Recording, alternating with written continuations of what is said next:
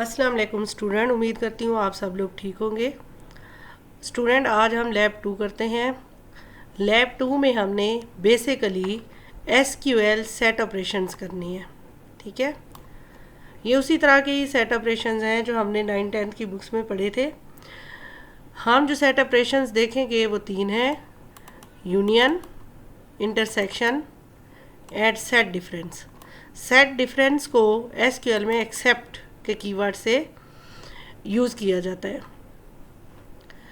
Student, इससे पहले कि हम यूनियन के सिंटैक्स की तरफ जाएं, पहले मैं आपको इसका जो बेसिक सिंटैक्स है वो समझा देती हूँ कि सेट ऑपरेशन करने के लिए, चाहे कि सेट ऑपरेशन आप यूनियन कर रहे हैं, इंटरसेक्शन कर रहे हैं या आप एक्सेप्ट कर रहे हैं, इसके लिए ये दो जो रूल्स हैं ये आपने फॉलो करने ही करने हैं। इन दो रूल्स का मतलब ये है कि देखें, जो सेट ऑपरेशन होते हैं ना, वो दो सिलेक्ट की क्यूरीज के दरमियान में हो रहा होता है। ठीक है, लाइक हम सिलेक्ट की क्यूरी लगाते हैं सिलेक्ट स्टेरिक फ्रॉम स्टूडेंट, और एक दूसरी लगाते हैं सिलेक्ट स्टेरिक फ्रॉम टीचर। अब इन दोनों सिलेक्ट स्टेटमेंट के ऊपर या हम यूनियन करेंगे या हम इंटरसेक्शन करेंगे या हम एक्सेप्ट करेंगे। अब ये जो दोनों हमारे पास सिलेक्ट की क्यूरीज हैं, इनमें जो नंबर ऑफ़ फील्ड्स हैं, जो नंबर ऑफ़ एट्रीब्यूट्स हैं, वो सेम होने चाहिए। लाइक आप जो है क्यूरी लिखते हो यहाँ पे select as city from student. ठीक है, अब इनके दरमियान में आपने कोई भी इन तीनों में से ऑपरेशन परफॉर्म करना है, यूनियन, इंटरसेक्शन या एक्सेप्ट में से। दूसरी क्यूरी हम लिखते हैं union select as city from teacher. ये टीचर का टेबल हो गया। अब देखिए, हमारे पास दो क्यूरीज हैं।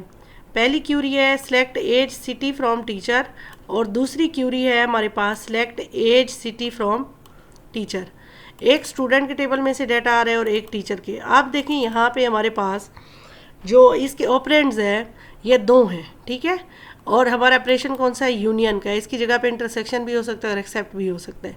अब इसमें सेम नंबर ऑफ़ एट्रीब्यूट की बात ये हो रही है कि यहाँ पे देखें नंबर ऑफ़ एट्रीब्यूट कितने हैं? 2 है, तो यहाँ पे भी 2 होने चाहिए। ठीक है, तभी ये क्यूरी क्या है कि चलेगी। अगर हमने एक में जो नंबर ऑफ़ एट्रीब्यूट्स हैं वो हमने 3 डाल दिए हैं,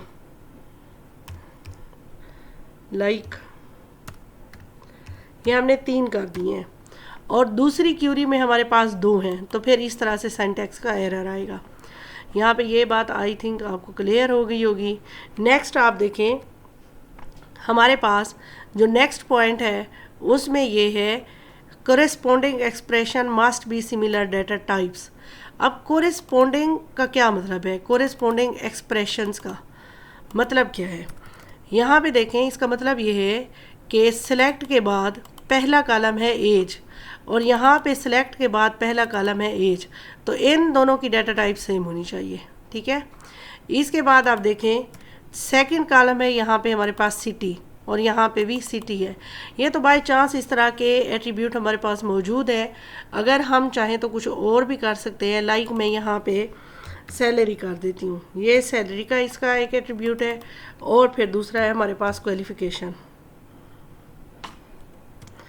आप देखें, यहाँ पे सिलेक्ट के बाद हमारे पास जो कॉलम आ रहे हैं, मैं इनको इस तरह से कर देती हूँ ताकि ऊपर नीचे नज़र आए। ये देखें, पहली क्यूरी है हमारे पास ये select as city from student, और दूसरी क्यूरी है हमारे पास select salary qualification from teacher. आप देखें, एज का कोरेस्पोंडिंग सैलरी है, इन दोनों की डाटा टाइप सेम होनी चाहिए। सिटी का कोरेस्पोंडिंग क्वालिफिकेशन है। आई थिंक आप लोगों को ये कंसेप्ट समझ में आ गया होगा। अब ये जो दोनों कंसेप्ट है ना, कि नंबर ऑफ़ फील्ड सेम होनी चाहिए और कोरिस्पोंडिंग जो एट्रीब्यूट्स हैं उनकी डाटा टाइप सेम होनी चाहिए, ये हमारे इन्हीं तीनों के लिए हैं। चाहे हम यूनियन का ऑपरेशन कर रहे हैं, इंटरसेक्शन का कर रहे हैं, या फिर हम सेट डिफरेंस एक्सेप्ट का कर रहे हैं। आप देखें यूनियन का क्या काम है। यूनियन का काम यह है दो या दो से ज़्यादा टेबल्स में से डाटा उठाना और उसको यूनियन कर देना, ठीक है। लेकिन ये क्या करता है कि जब हमारे पास डाटा शो करवाता है तो उसमें से जो डुप्लीकेशंस होती हैं उनको रिमूव कर देता है, ठीक है। आप देखें, ये हमारे पास यूनियन की क्यूरी, यूनियन की क्यूरी को हम एग्जीक्यूट करते हैं यहाँ पे।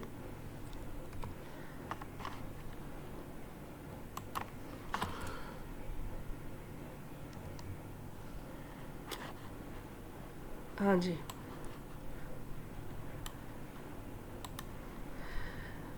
तो देखें हमारे पास पहला कॉलम आया है जिसमें ये पहले जो है स्टूडेंट की एज को शो करवा रहा है, और सेकंड में हमारे पास सिटीज़ आ रही हैं। पहले स्टूडेंट के टेबल की सिटीज़ आ रही हैं और फिर टीचर के टेबल की क्वालिफ़िकेशन आ रही है, ठीक है।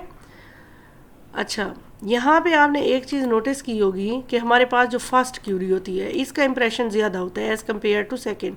वो कैसे कि देखें, हमने इसमें एज दिया था नाम, ठीक है, तो नेम जो है कॉलम का वो एज ही शो हुआ है।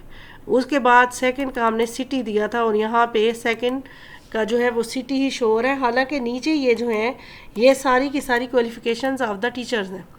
अगर हम चाहें तो हम इनके ये नेम चेंज भी कर सकते हैं बाय यूजिंग कॉलम एलियासिंग, ठीक है। कॉलम एलियासिंग में हम लिख लेते हैं एज एंड सैलरी, और सेकंड वन में हम लिख देते हैं सिटी एंड क्वालिफिकेशन।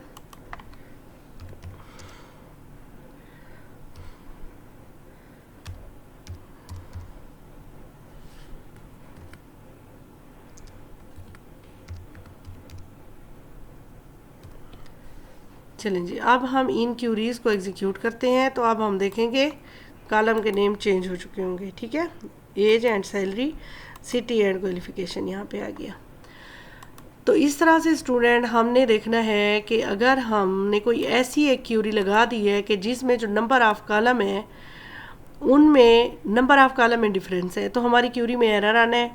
और अगर हमने कोई ऐसी क्यूरी लगा दी कि जिसमें जो कोरिस्पोंडिंग हमारे कॉलम हैं अगर इनकी डाटा टाइप चेंज है तो उसमें भी फिर एरर आएगा। तो अब दो या दो से ज़्यादा जो डाटा सेट होते हैं, जो हमारे टेबल्स होते हैं, उनके रिज़ल्ट को कंबाइन करने के लिए हम यूनियन यूज़ करते हैं। अब लाइक अगर हम ये देखना चाह रहे हैं कि जो हमारे टीचर्स हैं वो कौन कौन सी एजेस के हैं और हमारे जो स्टूडेंट हैं वो कौन कौन सी एजेस के हैं, तो अब हम क्या करेंगे, यहाँ पे हम एज ले लेते हैं और यहाँ पे हम सिटी ले लेते हैं। हम टोटल सिटी देख रहे हैं कि हमारे पास जो लोग काम करने वाले हैं उनकी सिटीज़ कौन कौन सी हैं, ठीक है। अब यहाँ पे कॉलम एलियासिंग की ज़रूरत नहीं है क्योंकि सेम नेम है, एज है और फिर सिटी है, तो यहाँ पे कॉलम एलियासिंग की ज़रूरत नहीं है। तो कॉलम एलियासिंग हम ख़त्म कर देते हैं। अब हम क्या करेंगे, इस क्यूरी को एग्जीक्यूट करेंगे तो हमारे पास बाय डिफ़ॉल्ट जो फर्स्ट एजेस आ रही है ना ये सारी की सारी स्टूडेंट की हैं, मीन के फर्स्ट टेबल की हैं। फर्स्ट टेबल में से पहले एजेस उठाएगा, जब ये एजेस एंड होंगी तो फिर उसके बाद सेकंड टेबल की एजेस शो करवाना स्टार्ट कर देगा। इसके बाद आप देखें सिटीज़, सिटी भी पहले ये स्टूडेंट की शो करवाएगा और फिर हमारे पास ये शो करवाएगा टीचर्स की। अच्छा, स्टूडेंट हमारे पास जो एजेस है ना हम चाहते हैं कि वो ऑर्डर में आ जाए, वो सॉर्टिंग हो जाए। तो आपको याद होगा उसके लिए मैंने आपको जो क्लास पढ़ाई थी it was order by class, हम इसको कर देंगे ऑर्डर बाय एज, ठीक है। ऑर्डर बाय एज में आप देखेंगे कि जो एज का कॉलम है वो सॉर्टेड हो जाएगा और उसके कोरिस्पोंडिंग यहाँ पे हमारे पास सिटीज़ आ जाएंगी, ठीक है, 19 और फिर लास्ट में 40। अच्छा स्टूडेंट, ये जो ऑर्डर बाय की क्लास होती है बाय डिफ़ॉल्ट ये असेंडिंग ऑर्डर में होती है। अगर आप चाहें कि आप ओल्डेस्ट टू यंगेस्ट को देखना चाह रहे हैं तो फिर आप इसके सामने डिसेंडिंग का कीवर्ड लिख सकते हैं और उसके बाद हम क्या करेंगे, इस क्यूरी को हम एग्जीक्यूट कर लेंगे। तो देखें जो सबसे ज़्यादा एज है डेफिनेटली ये किसी टीचर की ही है और सबसे कम एज है 19, ये किसी स्टूडेंट की ही है। और इसके बाद आप देखें अगर आप चाहें तो आप by on with respect of city भी आप रिज़ल्ट शो करवा सकते हैं। तो हम ऑर्डर बाय सिटी कर लेंगे, एग्जीक्यूट करते हैं इसको। तो हमारे पास देखें आप सबसे पहले रावलपिंडी सिटी के जो हैं उनकी एजेस शो हो रही हैं, फिर मुल्तान है, फिर लाहौर है, फिर इस्लामाबाद है। इस तरह से हमारे पास रिज़ल्ट आ जाएंगे और ये हैं डिसेंडिंग ऑर्डर में। अगर हम असेंडिंग में करना चाहें तो हम डिसेंडिंग का जो कीवर्ड है उसको यहाँ से हम रिमूव कर देंगे और उसके बाद फिर हम इन क्यूरीज़ को एग्जीक्यूट कर लेंगे, तो हमारे पास अब ऑर्डर जो है वो असेंडिंग ऑर्डर में है।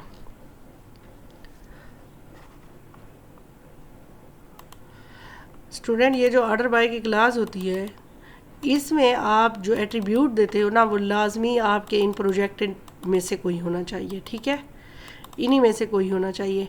अगर इसके अलावा कोई और एट्रीब्यूट आपने दिया तो फिर उसके लिए ये एरर शो करवाता है। फॉर एग्जांपल ये जो फर्स्ट नेम है ना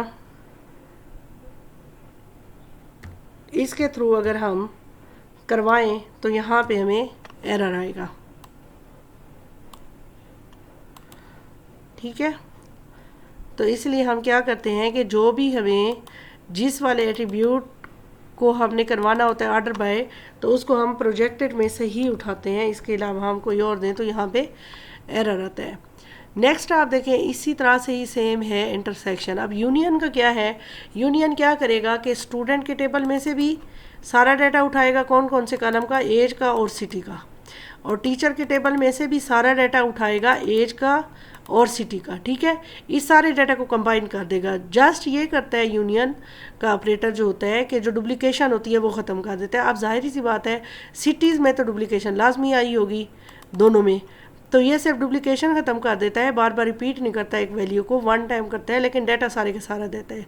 अब अगर हमने 2 या 2 से ज़्यादा टेबल्स का यूनियन करना हो, अब मैं करने लगी हूँ 2 से ज़्यादा टेबल्स का यूनियन, तो हर एक सेलेक्ट की क्यूरी के बाद हम क्या करते हैं, हम यूनियन का कीवर्ड लिखते हैं। अब ये यूनियन का कीवर्ड हो गया। अब यहाँ पे एम्प्लॉय के टेबल में से हम लेके आते हैं सेलेक्ट ई एज, और उसके बाद हम कर लेते हैं सिटी फ्रॉम एम्प्लॉय। यहाँ पे ई सिटी है, एम्प्लॉय सिटी, ठीक है, इसलिए ये एरर शो करवा रहा है। अब हमने 3 टेबल्स में से डाटा उठा लिया है। अब इन तीनों की एजेस और इनकी सिटीज़ जो हैं वो हमारे सामने यहाँ पे शो हो जाएंगी, ठीक है।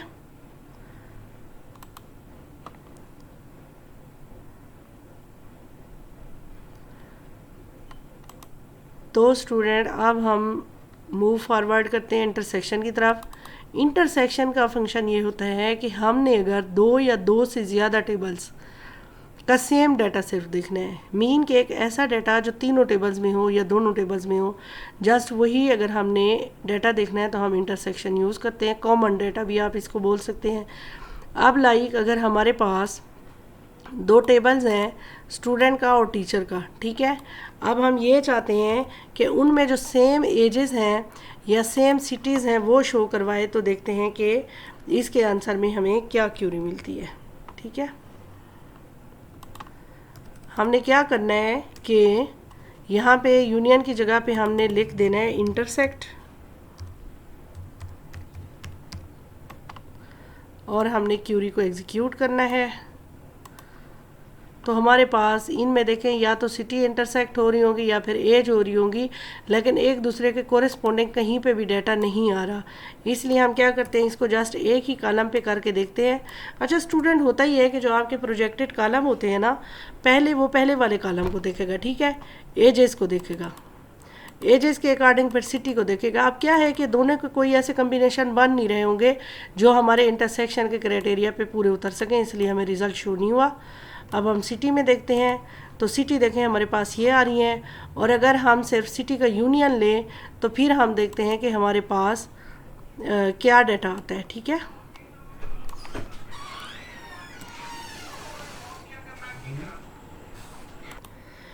तो स्टूडेंट देखें मैंने 2 क्यूरीज जो हैं उनको एग्जीक्यूट किया है। फर्स्ट क्यूरीज हमारे पास क्या है, select city from student union select city from teacher. तो ये फर्स्ट क्यूरी का रिज़ल्ट है, ठीक है। इसमें देखें कोई एक सिटी नल भी है, फिर इस्लामाबाद है, लाहौर है, मुल्तान है और रावलपिंडी है। इसने क्या कर दिया, यूनियन कर दिया। दोनों में जो भी सिटीज़ पड़ी थी दोनों टेबल्स में, वो इसने एक ही कॉलम में शो करवा दी हैं। लेकिन सेकंड क्यूरी आप देखें, हमारे पास है select city from student intersect select city from teacher. इसने जस्ट वो वाली सिटीज़ उठाई हैं जो दोनों में हैं, ठीक है। इस्लामाबाद के स्टूडेंट भी होंगे और टीचर भी होंगे, लाहौर के स्टूडेंट भी होंगे और टीचर भी होंगे, और इसी तरह से रावलपिंडी से स्टूडेंट भी होंगे और टीचर भी होंगे। सेम इसी तरह से हम अगर करना चाहें इसके ऊपर ऑर्डर बाय की क्लास भी लगा सकते हैं हम, ऑर्डर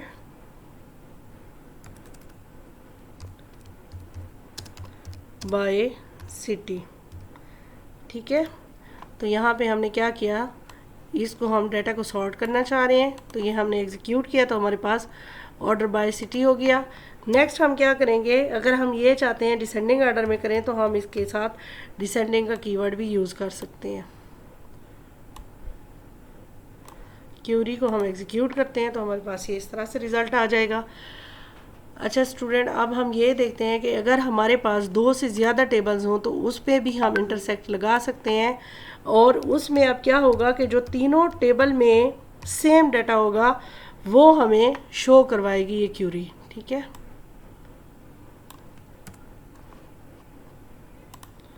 यहाँ पे मैंने क्यूरी लिख ली, आप क्यूरी को एग्जीक्यूट करते हैं तो जी हमारे पास ये 3 सिटीज़ ऐसी हैं जो इन तीनों टेबल्स में मौजूद हैं।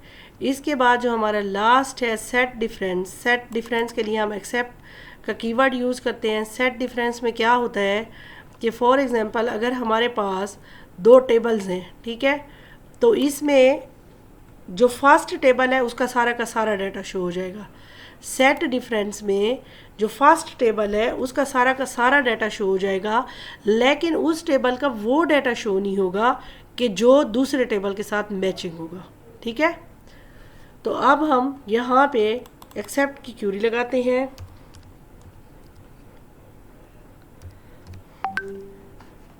और हम क्यूरी को एग्जीक्यूट करते हैं। तो स्टूडेंट हमारे पास जो स्टूडेंट का टेबल है इसमें जो सिटीज़ हैं, एक तो वैल्यू नल है और दूसरी है मुल्तान, ठीक है। तो ये दोनों सिटीज़ यहाँ पे नहीं है, ठीक है। टीचर के टेबल में कोई नल वैल्यू भी नहीं है सिटी के कॉलम में और कोई मुल्तान की भी वैल्यू नहीं है। इसी तरह से हम क्या कर सकते हैं कि कोई भी ऐसा टेबल जिसका हम दूसरे के साथ कंपैरिजन कर रहे हो और हम ये देखना चाहें कि जस्ट वो डाटा जो फर्स्ट टेबल में और सेकंड में रहा हो, तो हम एक्सेप्ट की क्यूरी लगाते हुए इसको एग्जीक्यूट कर सकते हैं। स्टूडेंट, ये जो फर्स्ट स्ट्रक्चर है ये तीनों के लिए सेम है कि जो नंबर ऑफ फील्ड्स हैं ये सेम होनी चाहिए और कोरिस्पोंडिंग जो एट्रीब्यूट्स हैं उनकी डाटा टाइप सेम होनी चाहिए। उसके बाद यूनियन में क्या होता है कि 2 या 2 से ज़्यादा टेबल के डाटा को कंबाइन कर दिया जाता है और डुप्लीकेशन ख़त्म करके रिज़ल्ट शो करवाया जाता है। इंटरसेक्शन में 2 या 2 से ज़्यादा टेबल्स का वो डाटा शो करवाया जाता है जो कि सेम हो, और सेट डिफरेंस में फर्स्ट टेबल का जस्ट डाटा शो होता है, लेकिन वो डाटा जो दूसरे सेकंड वाले टेबल के साथ मैचिंग ना हो, स्टूडेंट का वो डाटा जो टीचर के डाटा से डिसिमिलर है वो हो जाता है शो हमारे पास रिजल्ट सेट में। स्टूडेंट, उम्मीद करती हूँ कि आपको ये कंसेप्ट बहुत अच्छे तरीके से समझ आ गया होगा। इंशाल्लाह नेक्स्ट वीडियो में लैब 2 की जो एक्सरसाइज है वो हम सॉल्व करेंगे। नेक्स्ट वीडियो के साथ बहुत जल्द आपकी खिदमत में हाजिर होंगी। तब तक के लिए अल्लाह हाफिज़, अपना बहुत ख्याल रखिएगा।